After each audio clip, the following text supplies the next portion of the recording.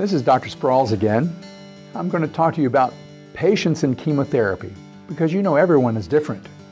And there are medical conditions that make it easier or more difficult to take chemotherapy, especially in regards to nausea. One of the odd things we've discovered is that people who drink a lot of alcohol don't have nausea from chemotherapy. I guess after you swum through a bathtub full of gin, you would notice a little bit of platinum in your blood. We're not advocating that you go out and start drinking to prevent chemotherapy-induced nausea or vomiting. This is just an example of how different people can be. There are lots of gastrointestinal conditions that can affect your ability to take chemotherapy.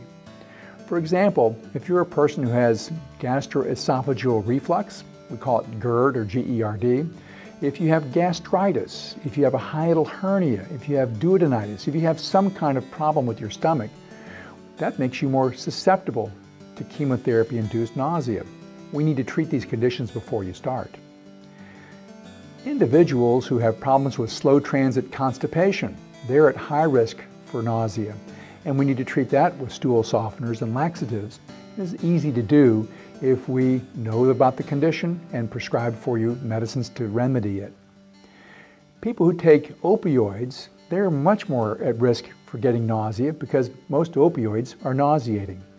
We usually have to fight this with increased antiemetics, and we also are fighting the constipation that opioids cause.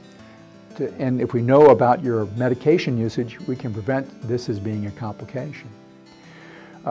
People who have anxiety need to have tranquilizers. We don't want you coming over being nervous and then getting chemotherapy and getting sick to your stomach.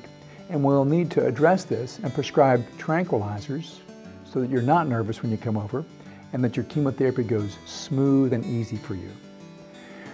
Most of all, we want you to discuss your medical conditions and let your physician and nurses determine your fitness for chemotherapy in order to optimize your condition so that you don't have problems.